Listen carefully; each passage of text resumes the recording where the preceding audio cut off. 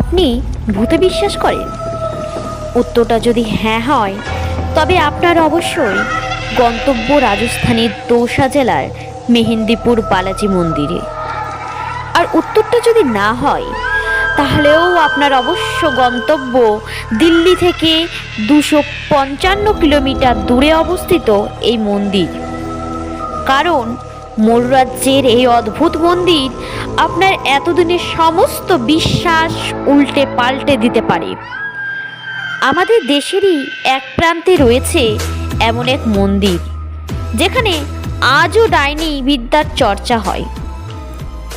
প্রিয় দর্শক বন্ধুরা, আজ আমি সেরকমই একটি অদ্ভুত ভুতুড়ে মন্দিরের তথ্য আপনাদের কাছে তুলে ধরব, যেটা শুনলে আপনারা অবাক হবেন এবং আশ্চর্য হবেন। আপনারা নিজেই বিশ্বাস করতে পারবেন না এরকম একটা মন্দির থাকতে পারে। তাহলে চলুন শুরু করি। আপনারা ভিডিওটি স্কিপ না করে শেষ পর্যন্ত দেখতে থাকুন। মেহেন্দিপুরে যে বালাজি মন্দির রয়েছে, সেই মন্দিরের ভেতরে ঢোকা অত সহজ নয়। রীতিমতো নার্ভের জোর না থাকলে এই মন্দির যাওয়ার চেষ্টাও করবেন না। মানসিকভাবে দুর্বল হলে এই মন্দির থেকে হয়তো আর কোনোদিনও বেরিয়ে আসতে পারবেন না। প্রতিদিন হাজার হাজার ভক্ত এই মন্দিরের ভেতরে ঢোকার জন্য ভিড় করেন। তবে গোটা মন্দির পরিক্রমার আগেই প্রাণ ভয়ে সেখান থেকে বেরিয়ে আসেন অধিকাংশই। কি আছে সেখানে? এই মন্দিরে 3টি বিগ্রহের পূজা হয়: বালাজি বা বজরংবলী, প্রেতরাজ এবং কাল ভৈরব। অনেকে বিশ্বাস করেন যে কারোর ওপর অশুভ শক্তি ভর করলে এই মন্দিরে তা দূর করা হয়।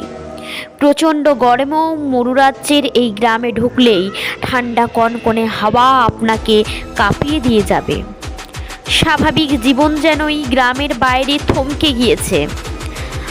আর একবার এই মন্দির চত্বরে প্রবেশ করলে আপনি আধুনিক জীবনের অস্তিত্বই ভুলে যাবেন। রাত 3টে থেকে এই মন্দিরে ঢোকার জন্য লাইন শুরু হয়ে যায়।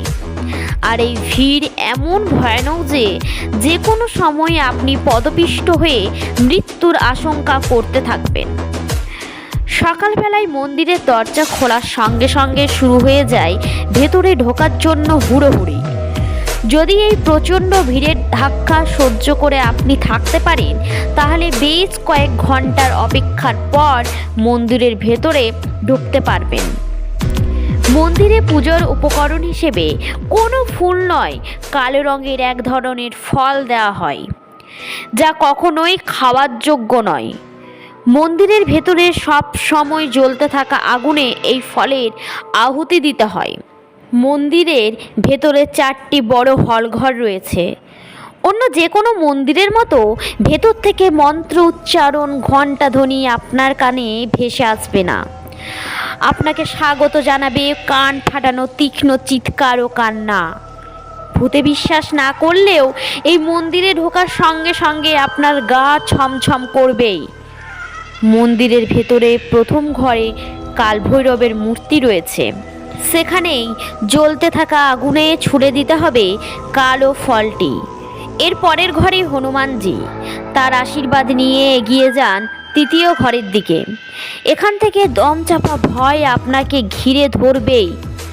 এই ঘরে দেখবেন বহু নারী পুরুষ অসহায়ভাবে কাঁদছে, দেওয়ালে মাথা ঠুকছে, এমনকি অনেকে নিজেই নিজের গায়ে ফুটন্ত গরম জল ঢালছে। এই ঘরের ভয়াবহ ছবি পরেও বহুদিন পর্যন্ত আপনাকে তাড়া করে বেড়াবে। এর পরের ঘরে আরও কিছু ভয়াবহতা অপেক্ষা করছে। যারা মানসিকভাবে দুর্বল, এখান থেকে ছোট একটি দরজা দিয়ে বাইরে বেরিয়ে যেতে পারেন। এই পর্যন্ত এসে বেশিরভাগই ভয়ের চোটে পালিয়ে যান। শেষ ঘরটিকে নরকের দ্বার বলা হয়। দেখবেন বহু নারী পুরুষ শিশু পাথরের ঘরের পিলারের মোটা চেন দিয়ে বাঁধা। এদেরকে নৃশংসভাবে মারা হচ্ছে। মনে হয় যেন এরা দীর্ঘদিন কিছু খায়নি, কিন্তু ভুলেও সে কথা কাউকে জিজ্ঞেস করবেন না।